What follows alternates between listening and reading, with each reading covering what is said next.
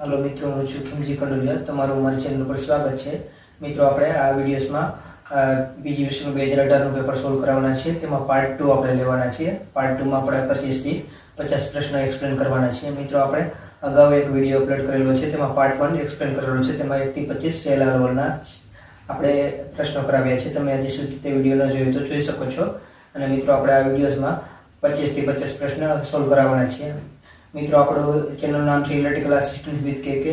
મિત્રો, તમે હજી સુધી અમારી ચેનલને સબસ્ક્રાઇબ ન કરી હોય તો અમારી ચેનલને સબસ્ક્રાઇબ કરીને અમને સપોર્ટ કરો. મિત્રો, અમારે તમારા સપોર્ટની ખાસ જરૂર છે, કારણ કે તમારો સપોર્ટ મળશે તો અમે સારી રીતે તમને વિડીયો અપલોડ કરી શકશું. અને બધા પીજીવીસીએલ, એમજીવીસીએલ, યુજીવીસીએલ, ડીજીવીસીએલ અને જેડકો અને જીસીએલ બધામાં ઇલેક્ટ્રિકલ આસિસ્ટન્ટના જે પેપર લેવાના હોય તેને આપણે ઊંડાણમાં ડીપલી સોલ્વ કરાવશું તમને. અને આપણે તે બધું પૂરું થઈ જાય તે પછી આપણે ઇલેક્ટ્રિકલ આસિસ્ટન્ટનો ફૂલ સિલેબસ આપણે તમને ભણાવશું.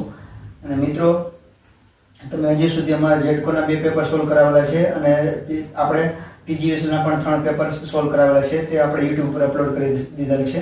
તમે હજી સુધી તે વિડીયોમાં ન જોયા હોય તો તે જોઈ શકો છો. તો ચાલો મિત્રો, આપણે આ વિડીયોસમાં લઈએ આપણે 25 થી 50 પ્રશ્નો. તો મિત્રો, 24મો પ્રશ્ન તમારા ડિસ્પ્લે ઉપર આવી ગયો છે. તેમાં એવું કહેવામાં આવ્યું છે, ડીસી વોલ્ટેજ અને કરંટ ખાલી જગ્યા ક્વોન્ટિટી છે. પહેલો ઓપ્શન છે વેક્ટર, બીજો ઓપ્શન છે સ્કેલર, ત્રીજો ઓપ્શન છે એ અને બી બંને, અને ચોથો ઓપ્શન છે એક પણ નહીં. મિત્રો, ડીસી વોલ્ટેજ અને કરંટ સ્કેલર ક્વોન્ટિટી છે.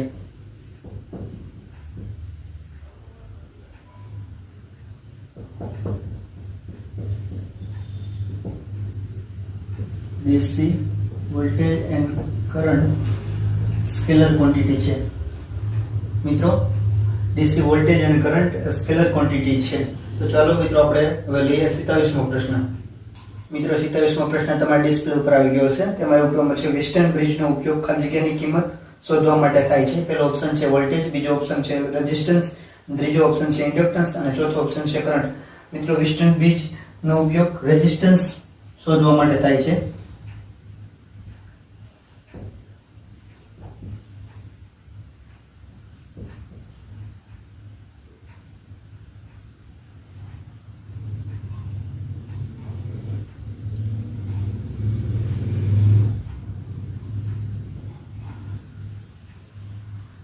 મિત્રો, આ વેસ્ટર્ન બ્રિજનો ઉપયોગ રેઝિસ્ટન્સ શોધવા માટે થાય છે. તો ચાલો મિત્રો, આપણે લઈએ 28મો પ્રશ્ન. મિત્રો, 28મો પ્રશ્ન તમારા ડિસ્પ્લે ઉપર આવી ગયો છે. તેમાં એવું કહે છે, સાંકડી જગ્યામાં વાયર કાપવા માટે ખાલી જગ્યાનો ઉપયોગ થાય છે.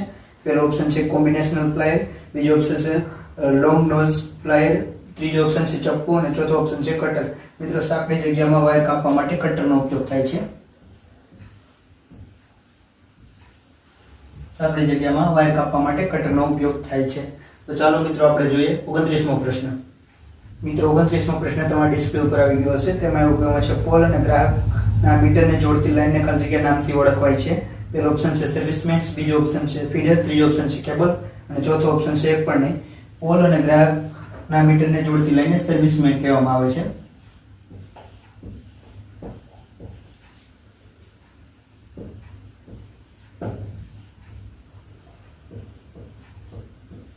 પોલ અને ગ્રાહકને જોડતી લાઈનને સર્વિસમેન તરીકે ઓળખવામાં આવે છે. તો ચાલો મિત્રો, આપણે જોઈએ 30મો પ્રશ્ન.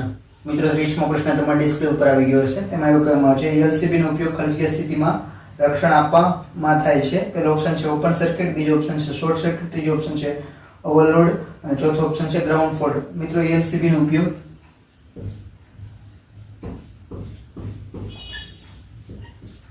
ઉપયોગ ગ્રાઉન્ડ ફોલ્ટ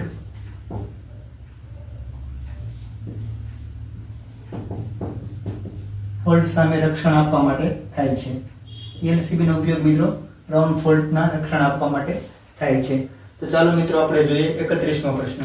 મિત્રો, 31મો પ્રશ્ન તમારા ડિસ્પ્લે ઉપર આવી ગયો હશે. તેમાં એવું કહ્યું છે, એસીમાં કરંટ અથવા વોલ્ટેજને એક સાયકલ પૂરી થવા માટે જે સમય લાગે તેને ખાલી જગ્યા કહેવાય છે. પહેલો ઓપ્શન છે ફ્રીક્વન્સી, બીજો ઓપ્શન છે ટાઈમ પીરિયડ અને ત્રીજો ઓપ્શન છે સાઇન વેવ, ચોથો ઓપ્શન છે એમ્પ્લિટ્યુડ. મિત્રો, એસી કરંટમાં સાઇન વેવને એક સાયકલ પૂરી કરતા જે સમય લાગે તેને આપણે ટાઈમ પીરિયડ કહેવામાં આવે છે.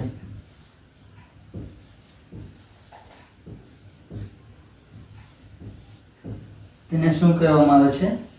તેને ટાઈમ પીરિયડ કહેવામાં આવે છે. એસીમાં વોલ્ટેજ અને કરંટને એક સાયકલ પૂરી થવા માટે જે લાગતો સમય તેને ટાઈમ પીરિયડ કહેવામાં આવે છે. ચાલો મિત્રો આપણે જોઈએ 32મો પ્રશ્ન. મિત્રો 32મો પ્રશ્ન તમારા ડિસ્પ્લે ઉપર આવી ગયો છે. તેમાં એવું કહેવામાં છે એન ટાઈપ સેમિકન્ડક્ટરમાં માઇનોરિટી ચાર્જ તરીકે શું હોય છે? પહેલો ઓપ્શન છે ઇલેક્ટ્રોન, બીજો ઓપ્શન છે પ્રોટોન, ત્રીજો ઓપ્શન છે ન્યુટ્રોન અને ચોથો ઓપ્શન છે હોલ. મિત્રો એન ટાઈપ સેમિકન્ડક્ટરમાં માઇનોરિટી તરીકે હોલ હોય છે.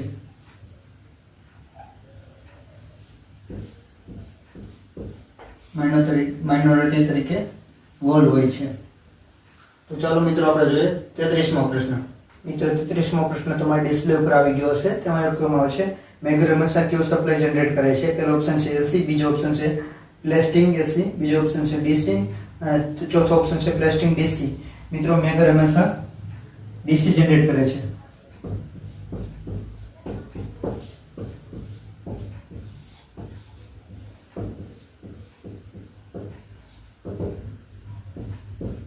મેગર હંમેશા ડીસી જનરેટ કરે છે.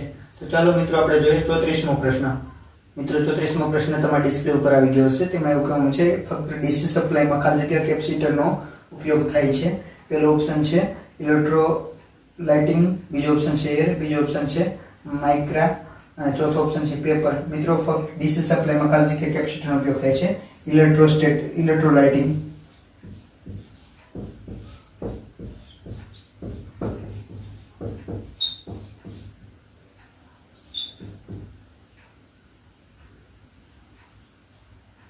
ફક્ત ડીસી સપ્લાયમાં ખાલી કેપેસિટરનો ઉપયોગ થાય છે. ઇલેક્ટ્રોલાઇટિંગ કેપેસિટરનો ઉપયોગ થાય છે. તો ચાલો મિત્રો આપણે જોઈએ 35મો પ્રશ્ન. મિત્રો 35મો પ્રશ્ન તમારા ડિસ્પ્લે ઉપર આવી ગયો છે. તેમાં એવું કહેવામાં આવે છે ફ્યુઝ રેટિંગને ખાલી જગ્યામાં દર્શાવવામાં આવે છે. પહેલો ઓપ્શન છે વોલ્ટેજ, બીજો ઓપ્શન છે કરંટ, ત્રીજો ઓપ્શન છે વોટ અને ચોથો ઓપ્શન છે વોલ્ટ એમ્પિયર. મિત્રો ફ્યુઝ રેટિંગને કરંટમાં દર્શાવવામાં આવે છે. ફ્યુઝ રેટિંગને કરંટમાં દર્શાવવામાં આવે છે. તો ચાલો મિત્રો આપણે જોઈએ 36મો પ્રશ્ન. મિત્રો 36મો પ્રશ્ન તમારા ડિસ્પ્લે ઉપર આવી ગયો છે. તેમાં એવું કહેવામાં છે સ્ટેબિલાઇઝરમાં કયા પ્રકારના રિલેનો ઉપયોગ થાય છે? પહેલો ઓપ્શન છે લેન્ચિંગ, બીજો ઓપ્શન છે રીડ, ત્રીજો ઓપ્શન છે મિકેનિકલ રીસેટ, ચોથો ઓપ્શન છે વોલ્ટેજ સેન્સિંગ. મિત્રો સ્ટેબિલાઇઝરમાં વોલ્ટેજ સેન્સિંગ રિલેનો ઉપયોગ થાય છે. Voltage sensing.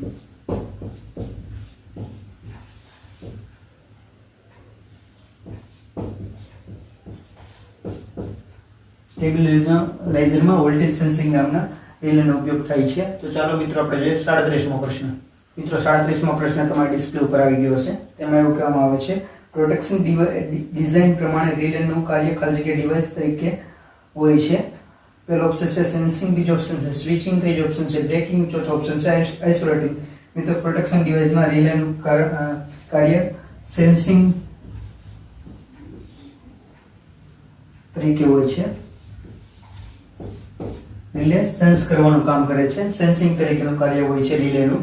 તો ચાલો મિત્રો આપણે જોઈએ 38મો પ્રશ્ન. મિત્રો 38મો પ્રશ્ન તમારા ડિસ્પ્લે ઉપર આવી ગયો છે. તેમાં એવું કહેવામાં આવે છે ટ્રાન્સફરમાં વિતરણમાં કયો પદાર્થ ભરવામાં આવે છે? પહેલો ઓપ્શન છે સિલિકા જેલ, બીજો ઓપ્શન છે ટ્રાન્સફોર્મર ઓઇલ, ત્રીજો ઓપ્શન છે એસએચ, ચોથો ઓપ્શન છે બેઝ. મિત્રો ટ્રાન્સફોર્મર વિતરણમાં સિલિકા જેલ ભરવામાં આવે છે.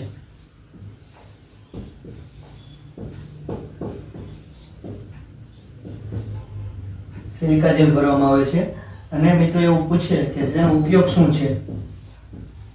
સિલિકા જેલનો ઉપયોગ ભેજ શોષવા માટે થાય છે.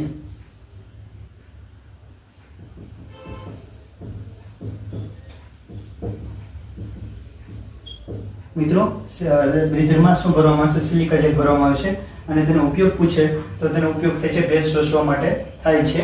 તો ચાલો મિત્રો આપણે જોઈએ 39મો પ્રશ્ન. મિત્રો 39મો પ્રશ્ન તમારા ડિસ્પ્લે ઉપર આવી ગયો છે. તેમાં એવું કહેવામાં આવે છે ગ્લુકોઝ રિલે ખાલી જગ્યાના રક્ષણ માટે ઉપયોગી છે. પહેલો ઓપ્શન છે ટ્રાન્સમિશન લાઇન, બીજો ઓપ્શન છે ટ્રાન્સફોર્મર, ત્રીજો ઓપ્શન છે જનરેટર અને ચોથો ઓપ્શન છે મોટર. મિત્રો ગ્લુકોઝ રિલે ટ્રાન્સફોર્મરના રક્ષણ માટે વપરાય છે.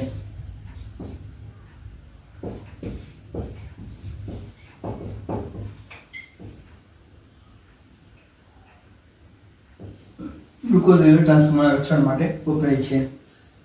તો ચાલો મિત્રો આપણે જોઈએ 40મો પ્રશ્ન. મિત્રો 40મો પ્રશ્ન તમારા ડિસ્પ્લે ઉપર આવી ગયો છે. તેમાં એવું કહેવામાં છે યુનિવર્સલ મોટર ક્યાં સપ્લાય પર ઓપરેટ થાય છે? પહેલો ઓપ્શન છે એસી, બીજો ઓપ્શન છે ડીસી, ત્રીજો ઓપ્શન છે એ અને બી બંને અને ચોથો ઓપ્શન છે પ્લેસ્ટિંગ ડીસી. મિત્રો યુનિવર્સલ મોટર આપણે આ પ્રશ્ન એટકોમાં પણ પૂછાઈ ગયેલો છે. વર્ઝલ મોટર એસી પ્લસ ડીસી બંનેમાં કામ કરે છે.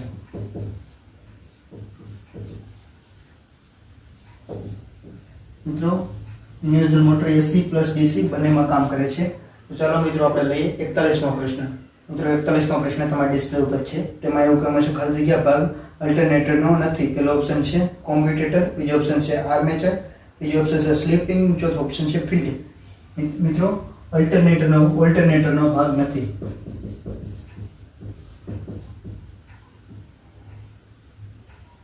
ભાગ છે, ભાગ નથી. આપણને ભાગ નથી પૂછેલો છે. મિત્રો ઓલ્ટરનેટરના ભાગમાં આર્મેચર આવે, સ્લીપ રિંગ આવે,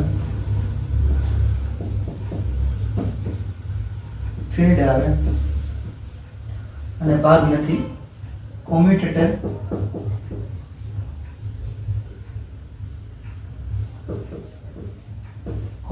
મિત્રો અલ્ટરનેટરનો ભાગ નથી. કોમ્યુટેટર તે અલ્ટરનેટરમાં આવતું નથી. તો આપણે આમાં પૂછેલું છે કે કોમ્યુટેટર અલ્ટરનેટનો ભાગ નથી, કોમ્યુટેટર તે અલ્ટરનેટનો ભાગ નથી.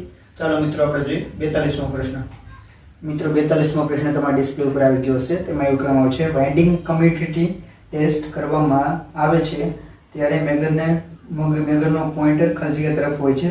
પહેલો ઓપ્શન છે ઇન્ફિનિટી, બીજો ઓપ્શન છે સેન્ટર, ત્રીજો ઓપ્શન છે શૂન્ય અને ચોથો ઓપ્શન છે એક પણ નહીં. વાઇન્ડિંગનું કન્ટિન્યુટી ટેસ્ટ કરવા માટે મેગરનો પોઇન્ટર શૂન્ય બાજુ હોય છે, શૂન્ય તરફ હોય છે. મેગરનો પોઇન્ટર હંમેશા શૂન્ય તરફ હોય છે કન્ટિન્યુટી માપવા માટે. તો ચાલો મિત્રો આપણે જોઈએ 43મો પ્રશ્ન. મિત્રો 43મો પ્રશ્ન તમારા ડિસ્પ્લે ઉપર આવી ગયો છે. તેમાં એવું કહેવામાં છે સિંગલ ફેઝ ઇન્ડક્શન મોટરના મેઇન અને સ્ટાર્ટિંગ વાઇન્ડિંગ વચ્ચે ફેઝ એંગલ ખાલી જગ્યા હોય છે. પહેલો ઓપ્શન છે 120, બીજો ઓપ્શન છે 240, ત્રીજો ઓપ્શન છે 90 અને ચોથો ઓપ્શન છે 0. મિત્રો સિંગલ ફેઝમાં મેઇન અને સ્ટાર્ટિંગ વાઇન્ડિંગ વચ્ચે 90નો એંગલ હોય છે. મેઇન અને સ્ટાર્ટિંગ વાઇન્ડિંગ વચ્ચે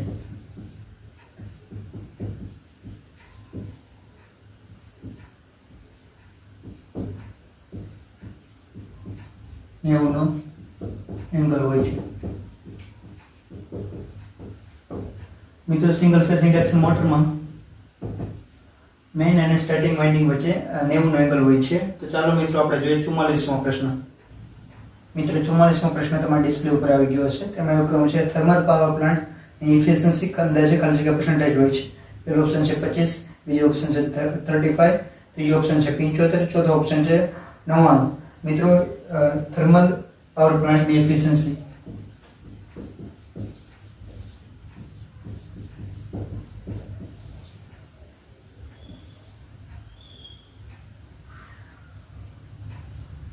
એફિશિયન્સી 35% હોય છે. થર્મલ પાવર પ્લાન્ટની એફિશિયન્સી મિત્રો 35% હોય છે. તો ચાલો મિત્રો આપણે જોઈએ 45મો પ્રશ્ન. મિત્રો 45મો પ્રશ્ન તમારા ડિસ્પ્લે ઉપર આવી ગયો છે. તેમાં એવું કામ છે સર્વરનું પાણી ટર્બાઇનમાં લઈ જવા માટે ખાલી જગ્યાનો ઉપયોગ થાય છે. પહેલો ઓપ્શન છે પેનસ્ટોક, બીજો ઓપ્શન છે સર્ચ ટાવર અને ત્રીજો ઓપ્શન સ્પીલવે અને ચોથો ઓપ્શન છે ટેલ રેસ. મિત્રો સર્વરનું પાણી ટર્બાઇન સુધી લઈ જવા માટે પેનસ્ટોકનો ઉપયોગ થાય છે.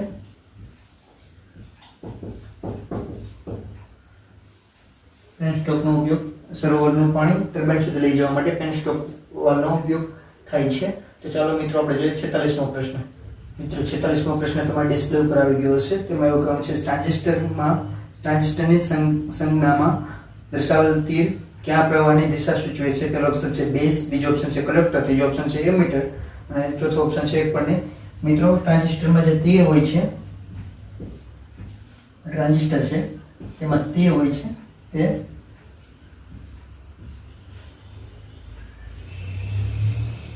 એમીટરના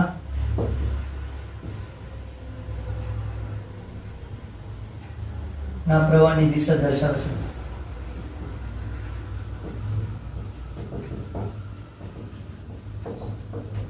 મિત્રો તીર છે તે આ ટ્રાન્ઝિસ્ટરમાં એમીટરના પ્રવાહની દિશા દર્શાવે છે. તો ચાલો મિત્રો આપણે જોઈએ 47મો પ્રશ્ન. મિત્રો 47મો પ્રશ્ન તમારા ડિસ્પ્લે ઉપર આવી ગયો છે. તેમાં એવું કહેવામાં છે એસી વોલ્ટમીટર કયા વોલ્ટેજનું માપન કરશે? પહેલો ઓપ્શન છે આરએમએસ, બીજો ઓપ્શન છે એવરેજ, ત્રીજો ઓપ્શન છે પીક અને ચોથો ઓપ્શન છે પીક ટુ પીક. મિત્રો એસી વોલ્ટમીટર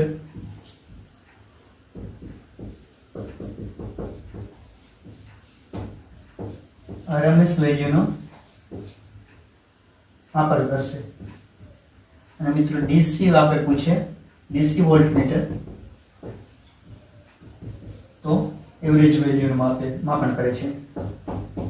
મિત્રો આપણે એસી પૂછેલું છે, એસી વોલ્ટમીટર આરએમએસ વેલ્યુ નું માપન કરે છે. અને એવી જ રીતે આપણે ડીસી પૂછે ડીસી વોલ્ટમીટર તેનું માપન કરે છે તો એવરેજ વેલ્યુનું માપન કરે છે. તો ચાલો મિત્રો આપણે જોઈએ 48મો પ્રશ્ન. મિત્રો 48મો પ્રશ્ન તમારા ડિસ્પ્લે ઉપર આવી ગયો છે. તેમાં એવું કહેવામાં છે વીજ પ્રવાહ માપક સર્કિટમાં ખાલી જગ્યામાં જોડવામાં આવે છે. પહેલો ઓપ્શન છે સમાંતર, બીજો ઓપ્શન છે શ્રેણી, ત્રીજો ઓપ્શન શ્રેણી સમાંતર, ચોથો ઓપ્શન છે તમામ. વીજ પ્રવાહ માપક સર્કિટમાં મિત્રો શ્રેણીમાં જોડવામાં આવે છે. શ્રેણી મીન્સ સિરીઝમાં જોડવામાં આવે છે. તો ચાલો મિત્રો આપણે જોઈએ 49મો પ્રશ્ન.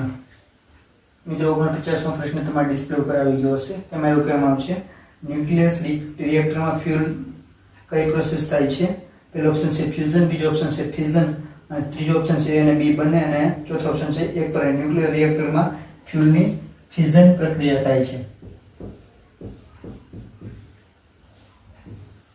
ન્યુક્લિયર રિએક્ટરમાં ફ્યુઅલની ફિઝન પ્રક્રિયા થાય છે. ચાલો મિત્રો આપણે જોઈએ 50મો પ્રશ્ન.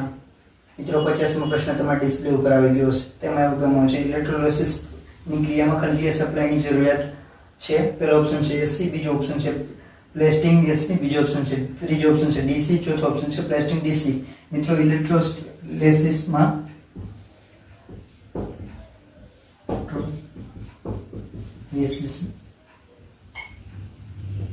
પ્રક્રિયામાં ડીસી નો ઉપયોગ થાય છે. ડીસી સપ્લાય નો ઉપયોગ થાય છે.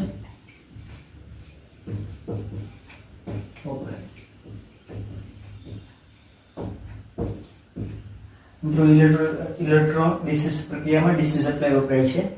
તો મિત્રો આપણે આ વિડીયોઝમાં આપણે 25 થી 50 પ્રશ્ન ખૂબ જ સહેલા લેવલના પ્રશ્ન આપણે સોલ્વ કર્યા. ડાયરેક્ટ થિયરિકલ ડાયરેક્ટ જવાબ આવી જાય, જવાબ આવે એવી રીતના બધા પ્રશ્ન હતા. અને મિત્રો તમે અમારા જે જૂના વિડીયો ન જોયા હોય તો તમે જેટકોના આપણે 2 પેપર સોલ્યુશન કરાવેલા છે અને પીજીવીસીના પણ આપણે 3 પેપર સોલ્યુશન નાખેલા છે. અને મિત્રો આપણે પાર્ટ 2 આપણે તેમાં 25 થી 50 પ્રશ્નો એક્સપ્લેન કર્યા. મિત્રો તમને અમારો વિડીયો સારો લાગતો હોય તો અમારા વિડીયોને લાઈક કરો, શેર કરો અને અમારા ચેનલને સબસ્ક્રાઇબ કરો. અને મિત્રો જે લોકો તૈયારી કરતા હોય તેના સુધી અમારા ચેનલને પહોંચાડો. અને ચાલો મિત્રો હવે આપણે આગળ નેક્સ્ટ વિડીયોમાં પાર્ટ 3 એક્સપ્લેન કરશું. તેમાં આપણે 50 થી 75 પ્રશ્ન લેશું.